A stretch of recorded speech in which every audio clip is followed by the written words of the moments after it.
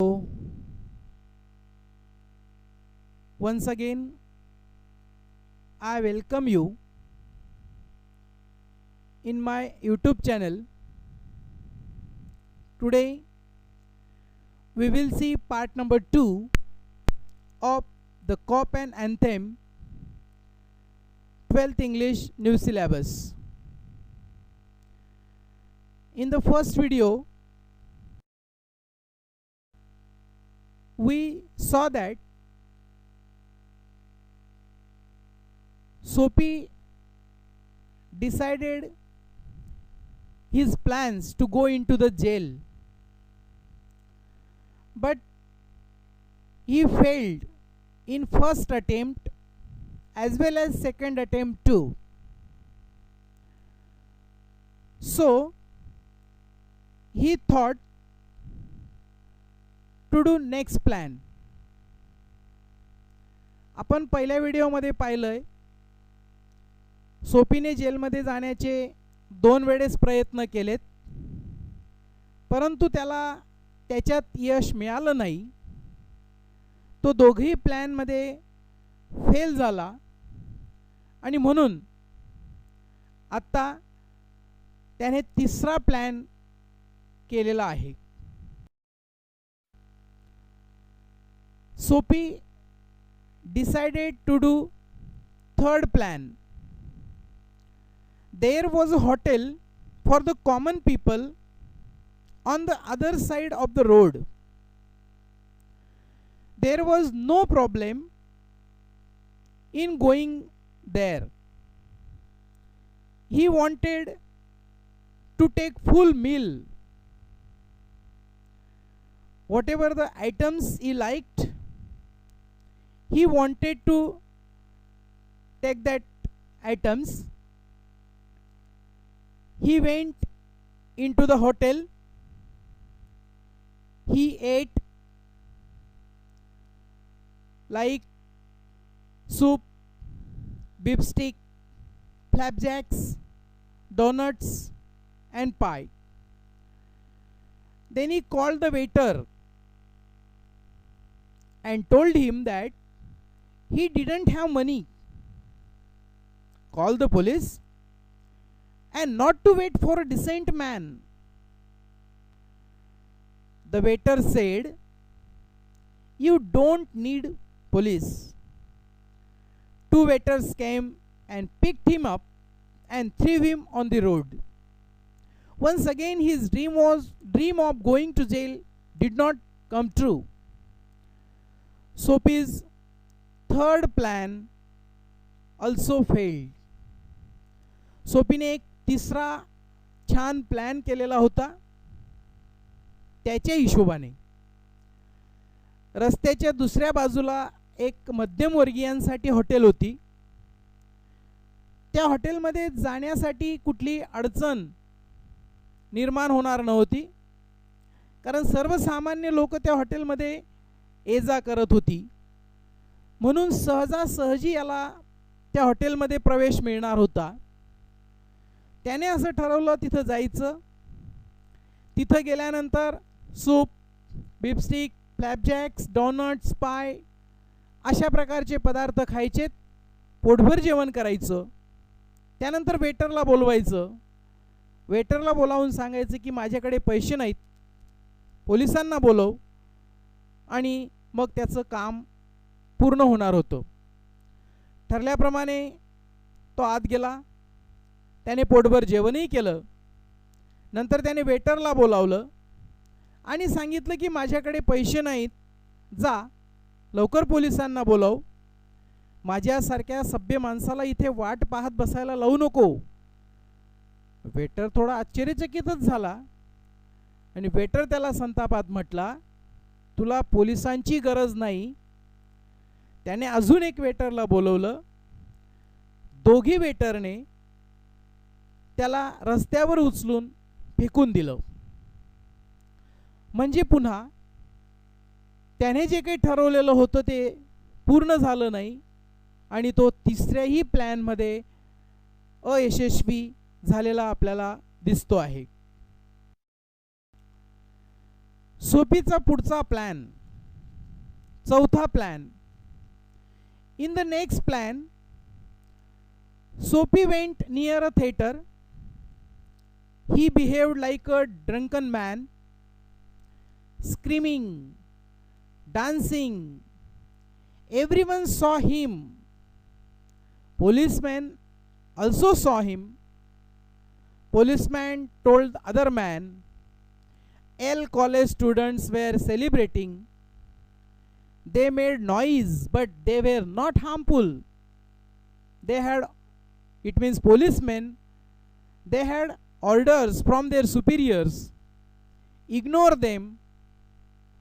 So again, Sophie failed in the fourth attempt. सोफीच्या पुढच्या प्लॅनमध्ये तो एका थिएटर जवळ जातो. तो दारू पिलेल्या माणसासारखं वर्तन करतो, नाचतो, आरोड्या मारतो, किंकाळ्या मारतो, जेणेकरून पोलिसांचं त्याच्याकडे लक्ष जाईल, पोलीस त्याला अरेस्ट करतील असं त्याला वाटत होतं. हे सगळं पोलीस, इतर लोक पाहतात. शेवटी पोलीस एका माणसाला म्हणतात, हे मुलं जी आहेत ती एल कॉलेजची मुलं आहेत, सध्या यांचं सेलिब्रेशन सुरू आहे, हे असा आवाज करतात. मात्र ही मुलं उपद्रवी नाहीत आणि म्हणून पोलिसांना त्यांच्या वरिष्ठांकडून असं ऑर्डर होती की या मुलांकडे सध्या दुर्लक्ष करायचं आहे, त्यांना अरेस्ट करू नये. पुन्हा एकदा सोफीचा जेलमध्ये जाण्याचा चौथा प्रयत्न सुद्धा फसलेला होता. In the next plan of Sophie, he went near a cigar cafe. Sophie picked an umbrella and walked fastly. There was a man. He yelled, "My umbrella, my umbrella." So after hearing the sound of that man, Sophie stopped. The man also stopped and said, that man said, if it was his, then took it. He picked that umbrella in the morning and that umbrella was not his. Sophie walked with disappointment. He threw an umbrella in the ditch. Again, Sophie's fifth plan to go into the jail was also failed. सोफीचा पुढचा plan होता की एका cigar cafe जवळ जायचं, तिथं बाहेर छत्री होती, ती छत्री उचलायची, चालायला लागायचं. ज्याची छत्री होती तो त्याच्या मागून पळत पळत आला. तो माझी छत्री असं ओरडत होता. सोफी म्हटला माझी आहे. दोघंही थांबलेत. थांबल्यानंतर ज्या माणसाची ती छत्री होती असं त्याला वाटत होतं, तो म्हटलं की ठीक आहे, आजच मी ही छत्री एका दुकानामधून उचलली होती, तुला ओळख पटली असेल, तुझी आहे तर घेऊन जा. आणि तो मनुष्य तिथून चालता झाला. पोलीसमॅनही त्याचे बघत होता. पोलीसमॅनही निघून गेला. सोफीला या गोष्टीचा प्रचंड राग आला.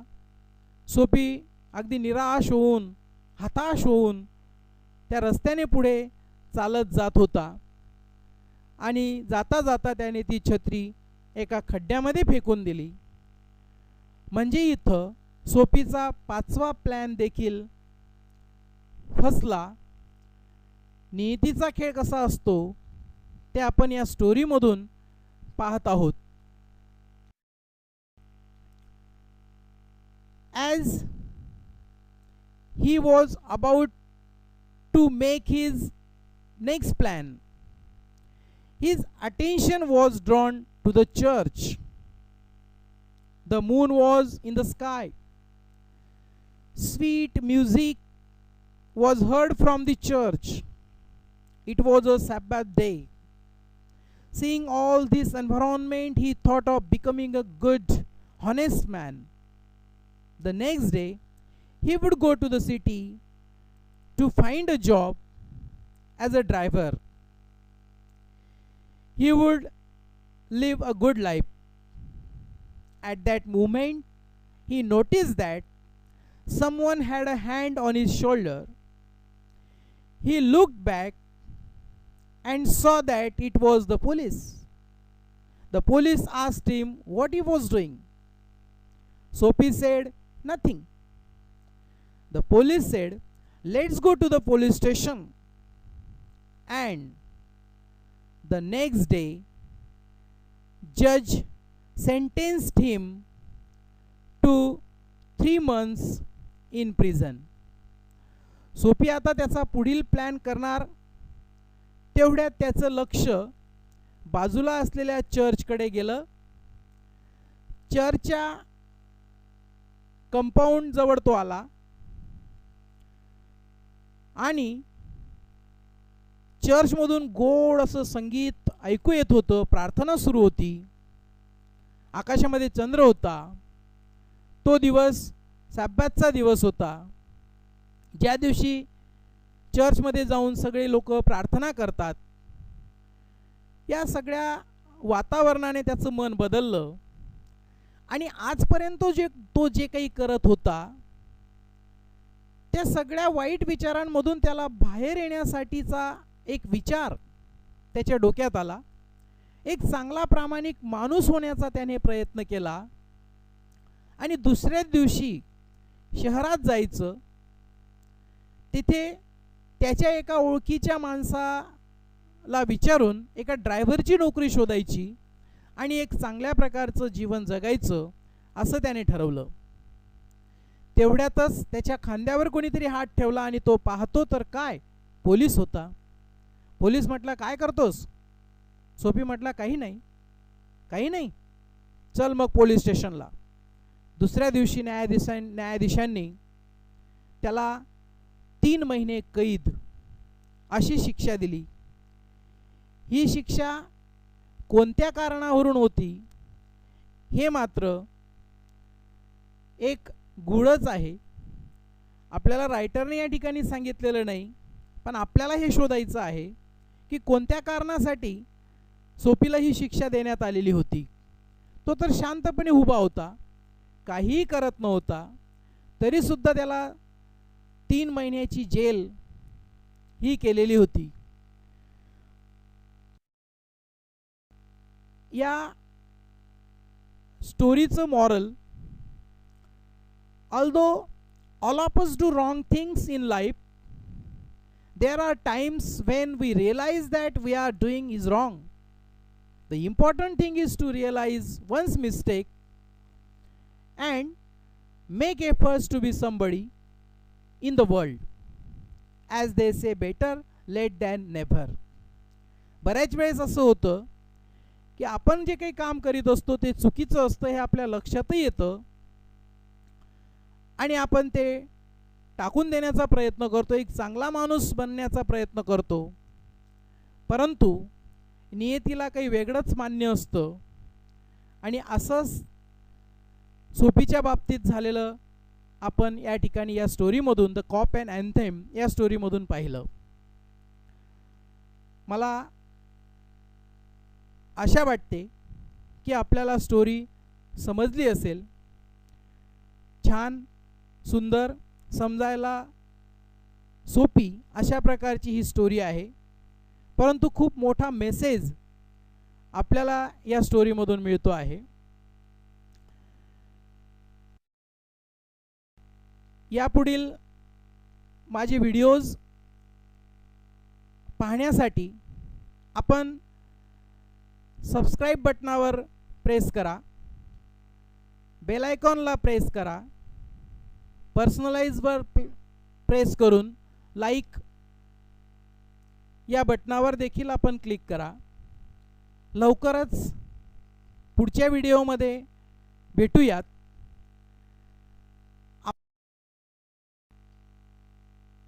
माझा व्हिडिओ पाहिलात त्याबद्दल थँक्यू. आपला आभारी आहे.